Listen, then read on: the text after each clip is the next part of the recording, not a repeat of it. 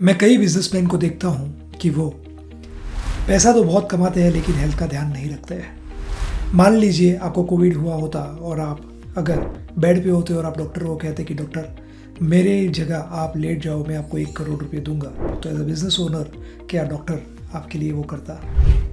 मैं Bhavin Jay Shah, personal transformation coach, आज आपको ऐसी 7 टिप्स देने वाला हूँ जिससे आप अपनी सेल्फ केयर कर पाएंगे एज अ बिजनेस ओनर।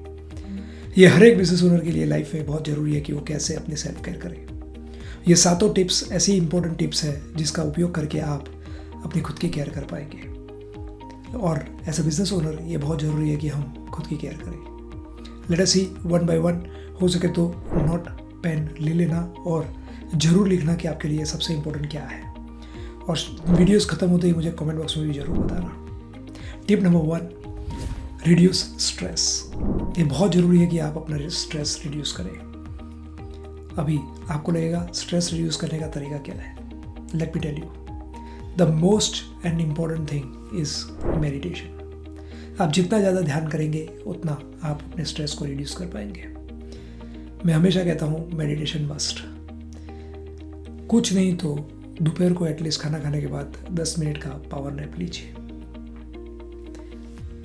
जब हम दिमाग को शांति देते हैं, जब हम शांत की रहने की प्रैक्टिस करते हैं, तब हम डेफिनेटली हमारे स्ट्रेस को रिड्यूस कर पाते हैं। मैं खुद विपाशना मेडिटेशन करता हूँ। मैं आप सबको रेकमेंड करता हूँ कि आप विपाशना मेडिटेशन 10 दिन का एक कोर्स जरूर करिए, क्योंकि बिजनेसमैन जितने बिजनेस ओनर्स जितने लोगों ने भी किया है उन लोगों को इससे बहुत फ़ायदा हुआ है। आप मिस्टर सुभाष चंद्रा जो जी टीवी के ओनर है उनको देख लीजिए, वल्लभ भंसाली, इनाम सिक्योरिटीज, जो व्यक्ति फ्लेम यूनिवर्सिटी के डायरेक्टर है दुर्गेश भाई, ये सब लोग विपाशना मेडिटेशन में बिलीव करते हैं। इवन कई पॉलिटिशियन, कई ऐसे लोग जो रेगुलर विपाशना के शिविर करने जाते हैं। मैं विपाशना मेडिटेशन नहीं कहूँगा, आप कोई भी धर्म को मानते हो, कोई भी फिलोसफी को मानते हो, लेकिन मेडिटेशन मस्त, जिससे आप अपना स्ट्रेस रिड्यूस कर पाएंगे। This is tip number 1 and this is one of the important tips what I am giving. Tip number 2, self care के लिए सबसे ज़रूरी है कि आप अपना फोकस्ड इम्प्रूव करिए और प्रोडक्टिव बनिए। प्रोडक्टिव बनने का बेस्ट तरीका ये है कि आप वही काम करिए जो काम आपको कर रहे हैं। जैसे मैं वीडियो रिकॉर्ड कर रहा हूँ, मेरी जगह ये वीडियो रिकॉर्ड कोई कर सके ऐसा नहीं है, क्योंकि वो मुझे ही करना पड़ेगा because I am the front face. लेकिन कंटेंट, टाइटल या कोई और चीज़ मैं किसी को भी डेलीगेट कर सकता हूँ। जब आपके पास वही काम होगा जो आपको करना है और बाकी काम आप डेलीगेट करेंगे, तो ऑटोमेटिकली आप सेल्फ केयर के लिए टाइम निकाल पाएंगे। और एज अ बिजनेस ओनर बहुत ज़रूरी है। मैं कई बिजनेसमैन को देखता हूँ, वो कहते हैं कि अगर मैं करूँगा तो वो बेस्ट होगा, दूसरे करेंगे तो शायद वो उतना बेस्ट नहीं होगा। लेट मी टेल यू, आप करेंगे तो 100 आउट ऑफ 100 मार्क दे पाएंगे, और आप किसी को डेडिकेट करेंगे वो 70 या 80 करेंगे। The most important thing is वो 70 या 80 करे, it is absolutely okay, because 100 में आप जितना टाइम देंगे वो शायद उससे 3 गुना टाइम देगा, लेकिन आपका टाइम बहुत बच जाएगा। और जो 10-20% वीक है उसको आप बाद में भी इम्प्रूव कर सकते हैं। सो अभी सोचिए ऐसा कौन सा काम है जो कि दूसरे किसी को आप दे सकते हो और जिसमें आपका बहुत सारा टाइम जाता है, जो आप किसी को देकर आप अपने टाइम से मुक्त हो जाएंगे और आपको प्रोडक्टिव बनने के लिए टाइम मिलेगा, जिससे आप सेल्फ केयर कर पाएंगे। Tip number 3, that is improved health. मैंने आगे कहा health is real wealth. Mental fitness का सीधा आधार फिजिकल फिटनेस के साथ है, और इसके लिए ज़रूरी है कि आप फिजिकल हेल्थ के ऊपर ध्यान दें। और इसके लिए ज़रूरी है कि आप एटलीस्ट 10 मिनट, 15 मिनट, आधा घंटा योगा, प्राणायाम, वॉकिंग, स्विमिंग, साइकिलिंग, जो भी आपको पसंद है। सुबह अर्ली जाग पाए तो बहुत अच्छा, नहीं तो आप शाम को, रात को भी वॉकिंग करने जा सकते हैं। गांधी जी जो भी जीवन जिए वो दिन में 2 बार डेली वॉकिंग करते थे। उनको तो देश को आज़ाद करवाने की जिम्मेदारी थी। हमारे प्राइम मिनिस्टर श्री नरेंद्र भाई मोदी एवरीडे प्राणायाम करते हैं। हम कहेंगे मेरे पास टाइम नहीं है। अगर आपके पास सेल्फ केयर के लिए टाइम नहीं है, अगर इन लोगों के पास टाइम है, तो हमारे पास भी टाइम हो ही सकता है। और अगर आप सेल्फ केयर के लिए टाइम देते हैं तो डेफिनेटली हेल्थ के लिए टाइम देते हैं तो डेफिनेटली आप अपने बिजनेस में भी आगे बढ़ ही पाएंगे। सो this is tip number 3। Self care का जो इम्पोर्टेंस है वो यही है कि हम ज़्यादा इम्प्रूव हेल्थ और उससे ज़्यादा अच्छा काम कर पाए। Number 4, boosted creativity.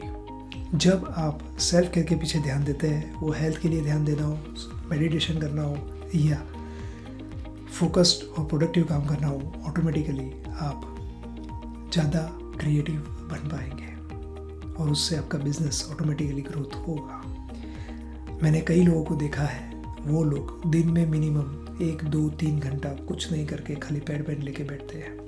गूगल जैसी कंपनियां भी एम्प्लॉय को इंस्पायर करती है कि जिसमें वो मी टाइम या बंकर टाइम का यूज़ करे, जिसमें वो खुद के साथ बैठे कुछ नहीं करे, केवल और केवल यही सोचे कि मैं और क्या आइडिया क्रिएट कर सकता हूँ, मेरे अंदर ऐसे क्या आइडियाज़ है जिसको मैं एक्सप्लोर कर सकता हूँ, वो मैं लिखूँ और फिर उसके ऊपर कुछ काम करूँ। सो अगर आप सेल्फ केयर करते हैं तो आपकी ऑटोमेटिकली क्रिएटिव आइडिया की नॉलेज बैंक बढ़ जाएगी। इसी के साथ मैं टिप नंबर 5 देता हूँ जिससे आप सेल्फ केयर करने में हेल्पफुल होगा और इससे आप ज़्यादा अच्छा रिजल्ट प्रोड्यूस कर पाएंगे।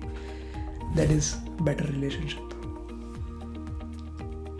अगर आप सेल्फ केयर करते हैं तो एज अ बिजनेस ओनर आपके टीम मेंबर्स, आपके मैनेजर्स, आपके कस्टमर्स के साथ आपके अच्छे रिलेशन होंगे। अगर आप सेल्फ केयर नहीं करते हैं, आप स्ट्रेस्ड होंगे, आप इरिटेटेड होंगे, आप एक साथ बहुत ज़्यादा काम कर रहे होंगे तो आप स्ट्रेस में रहेंगे, दुखी रहेंगे, अपसेट रहेंगे और आपके रिलेशनशिप स्पॉइल होंगे। ओवरऑल आपके बिजनेस के ऊपर इफेक्ट आएगी और आप बिजनेस लॉस करेंगे। सो ऐसा हमको क्यों करना है? आस्क योरसेल्फ, क्या मैं सेल्फ केयर करूँगा तो ज़रूर मेरे रिलेशनशिप अच्छे होंगे? डेफिनेटली होंगे। Tip number 6, decreased burnout. जो मैंने आगे कह दिया है, कई बार हम छोटी छोटी बातों में इतना गुस्सा कर लेते हैं जिसकी कोई ज़रूरत नहीं होती है और फिर हम शांति से बैठकर सोचते हैं तो हमको फील होता है कि शायद मैंने वो गुस्सा नहीं किया होता तो बहुत अच्छा होता। क्यों? क्योंकि हम सेल्फ केयर के लिए ध्यान नहीं दे रहे हैं। हम में से कई लोग ऐसा सोचते हैं क्या फ़र्क पड़ता है? 100% फ़र्क पड़ता है। आज तक किसी ने भी गुस्सा किया हो, बर्नआउट हो गया और उसने कहा हो कि बहुत अच्छा किया मैंने गुस्सा किया, ऐसा नहीं है। Anger is not good for health, mental हो या फिजिकल हो। And 7th and the last tip मैं आपको दे रहा हूँ जिससे आप एज अ बिजनेस ओनर बहुत अच्छे रिजल्ट प्रोड्यूस कर पाएंगे। That is improved self esteem. मैं unleash your hidden potential workshop में हमेशा कहता हूँ कि आप सेल्फ एस्टीम के ऊपर काम करिए। पहला ही सेशन ये है। जब अगर आप सेल्फ केयर करते हैं, आप खुद को प्यार करने लगते हैं, आप खुद की मेंटल फिजिकल हेल्थ के ऊपर काम करते हैं, आपके बेटर रिलेशनशिप होते हैं, आप प्रोडक्टिव होते हैं, आप क्रिएटिव होते हैं एंड सबसे इम्पोर्टेंट अगर आप फोकस्ड होते हैं तो आपकी सेल्फ एस्टीम कैसी होगी।